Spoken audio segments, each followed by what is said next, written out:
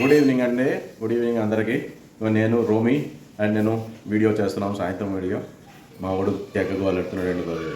ఏంటంటే crispy chicken కావాలన్నా, crispy chicken కావాలన్నా. గత నెల రోజులు బట్టి నువ్వు వండిన చికెన్ నేను తినలేదు నాన్న, నాకు ఎట్టి పరిస్థితుల్లో ఈరోజు చికెన్ కావాలని గోలు పెడుతున్నాడు.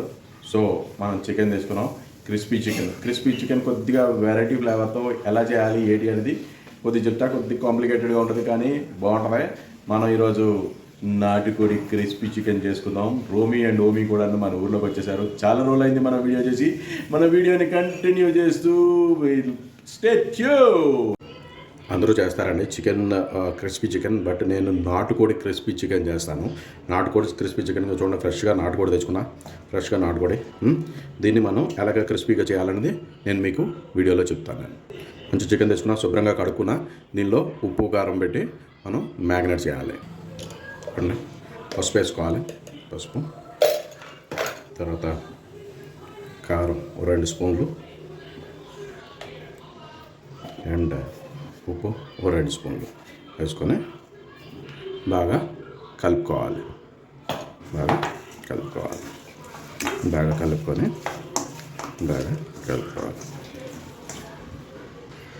కలుపుకున్నాం. దీని తర్వాత ఏం చేయాలని చూడండి, చెప్తాను నేను. బాగా కలుపుకొని ఉంచున్న దానిలో మనం వన్స్ అగైన్ మన ఫేవరెట్ కళాయి వెక్కించుకోవాలి. దానిలో వాటర్ తీసుకోవాలి. వాటర్ తీసుకొని కిందన పొయ్యి వెలిగించాలి. దాన్ని పొయ్యి వెలిగించుకున్న ఈ టైప్లో జాలీలాగా ఉన్న ఒక ఇది తీసుకోవాలి. ఎందుకంటే ఇది నాటుకోడు కాబట్టి దీన్ని మనం బాగా వేడెక్కేటప్పుడు చికెన్ని స్టీమ్లో హాఫ్ బాయిల్ చేస్తాం, not full voile. Because crispy chicken చేసేటప్పుడు అది హాఫ్ బాయిల్లో ఉన్నప్పుడు అది మీరు ఆయిల్లో వేపితే ఫుల్గా వేగి మీకు దాని టేస్ట్ అనేది, ఫ్లేవర్ అనేది బాగా పడుతుంది. ఎందుకంటే ఉప్పు కారం ఉన్నది కదా, దీన్ని ఉప్పు కారం పెట్టుకున్న దాన్ని ఎక్కువసేపు మనం పెట్టుకోగలదండి. ఇలా పెట్టేసుకోవాలి. ఇలా పెట్టేసుకొని దీన్ని హాఫ్ బాయిల్ చేయాలి. హాఫ్ బాయిల్ చేస్తే అప్పుడు మనకి మంచిగా చికెన్ కూడా బాయిల్ అవుతుంది. దాని ఉప్పు కారం అనేది దీనిలోటి మ్యాగ్నెట్ అయ్యి టేస్ట్ బాగా ఉంటుంది. చూసారా, చికెన్ని ఇలా పెట్టుకొని ఉంచుకోవాలి. చక్కగా కనిపిస్తుంది, చూడడానికి కూడా చాలా బాగుంటుంది.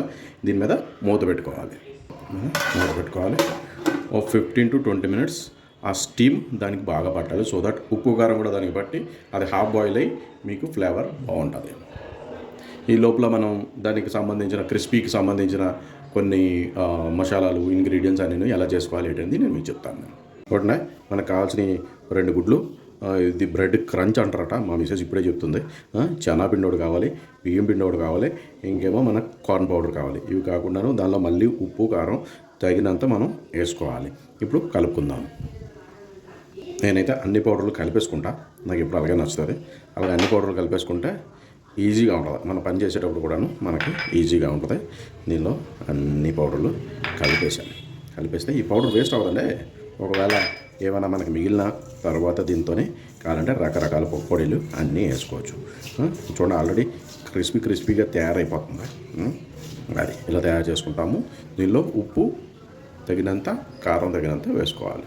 ఆల్రెడీ అందులో ఉప్పు వేసుకున్నాం కాబట్టి నేనైతే 1.5 స్పూను ఉప్పు, 2 స్పూన్ల కారం,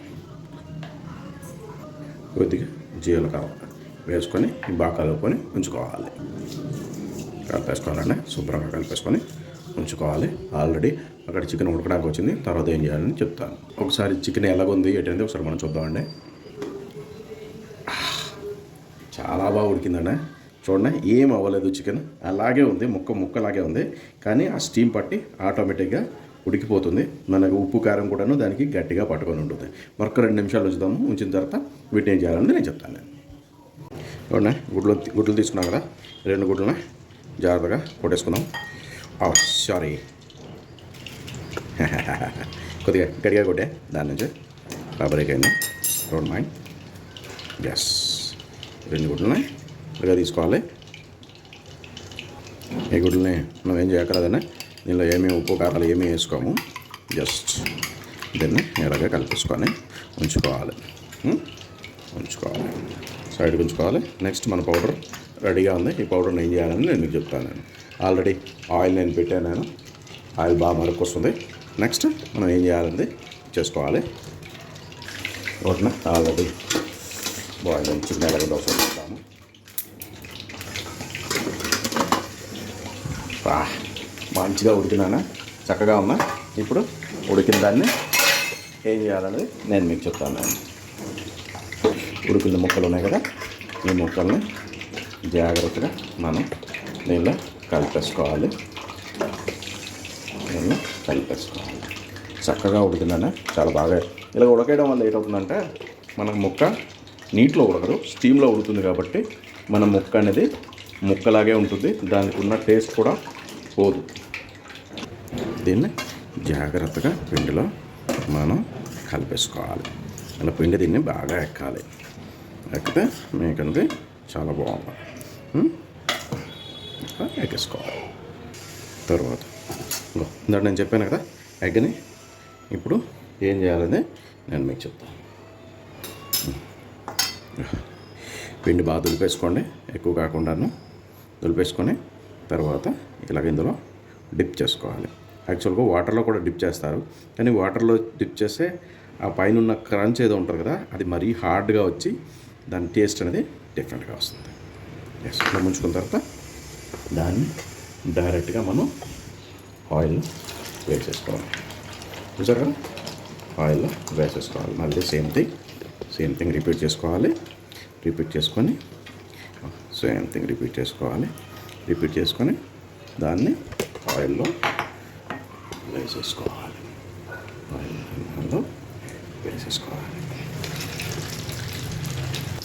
చూసారా, ఇలాగా గ్యాస్ ఒకసారి కలుపుకుంటే మీకు ఆటోమేటిక్గా సిమ్లోటే ఉడకాలండి. మొదట సిమ్లో ఉడికి తర్వాత లాస్ట్లో మనం హై చేసుకోవాలి. ఆల్రెడీ చికెన్ దానిలో బాయిల్ అయిపోయి ఉంటుంది కదా, హాఫ్ బాయిల్ అయిపోయి ఉంటుంది కాబట్టి మనకి చాలా చక్కగా టేస్ట్గా వస్తుంది. ఇందులో వేగుతుంది కాబట్టి టేస్ట్ బాగుంటుంది. చూడండి, ఆల్రెడీ మంచిగా తయారైంది. కేఎఫ్సీ చికెన్లా లేదు. కేఎఫ్సీ చికెన్కి కన్నా టేస్టీగా ఉంటుందనే, ఎందుకంటే వాళ్ళు వాడేది మామూలు చికెన్, మనం వాడేది నాటుకోడి చికెన్. చూడండి, భలే కనిపిస్తుందా, మంచి కలర్ఫుల్ ఉందా లేదా. ఇప్పుడు హై చేసుకోవాలి. ఫ్లేమ్ హై చేసుకుందాం. ఒక 5 minutes దాన్ని వేపాలి. వేపితే ఆటోమేటిక్గా క్రిస్పీగా తయారవుతుంది. మొత్తానికి రెడీ అవుతుంది. చూడండి, కేఎఫ్సీ చికెన్ కాదు కదా, భలే ఉండమండి బాబు. ఈరోజు మా రోమిరిగడి కోరిక కూడా తీరిపోద్ది. మనకి ఇదే కేఎఫ్సీ చికెన్లో మనం తినాలి అంటే దగ్గర 1500 నుంచి 2000 రూపాయలు అవుతుంది. మనకి మొత్తంగా ఖర్చు మనం లెక్కేసుకుంటే యావరేజ్గా 600లోటి ఫ్యామిలీ అంతా తినొచ్చు. నేను నాటుకోడి చికెన్ తెచ్చాను, ఇది నాకు కిలో 600 పడింది. ఇంకేమో ఆయిల్, పౌడరు, నా శ్రమ, ఎగ్స్ ఇవన్నీ లెక్కేసుకుంటే మరొక 100-150 వేసుకోండి. 750లోటి ఫ్యామిలీ అంతా తినొచ్చు. ఇదే తినాలి అంటే మనకి 1500 బయట అవుతుంది. రెడీ అయిపోయిందా? చక్కగా ఉన్నాయి. మనం ప్లేట్లో దించేసుకోవాలి. దీన్ని సర్వ్ చేసుకోవాలి.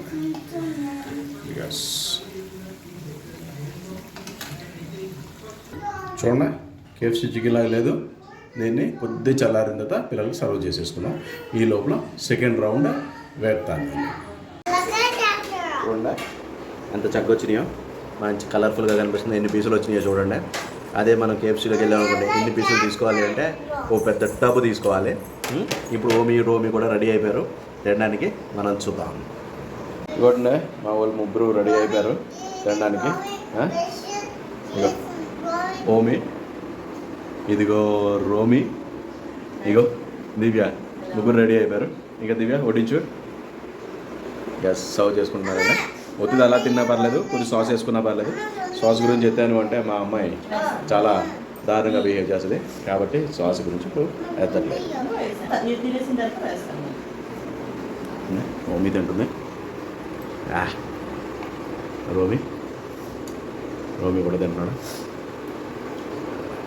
మంచిగా ఉడికినాయి, చక్కగా బాగుందా. ఫీలింగ్ బాగుంటుంది బాబు. ఆడే అడిగాడు, నిన్నటి నుంచి అడుగుతూ ఉన్నాడు నాకు క్రిస్పీ చికెన్ కావాలని. అందుకనే ఆ కోసం ఇచ్చేసాను. దివ్య కూడా తింటుంది మజాగా. చూసరా, అలా లాక్కొని తింటుంటే బాగుందా. నేను కూడా వాళ్ళతో జాయిన్ అవుతాను. జాయిన్ అయ్యి నేను కూడా ఎన్నో మొదలెడతానండి.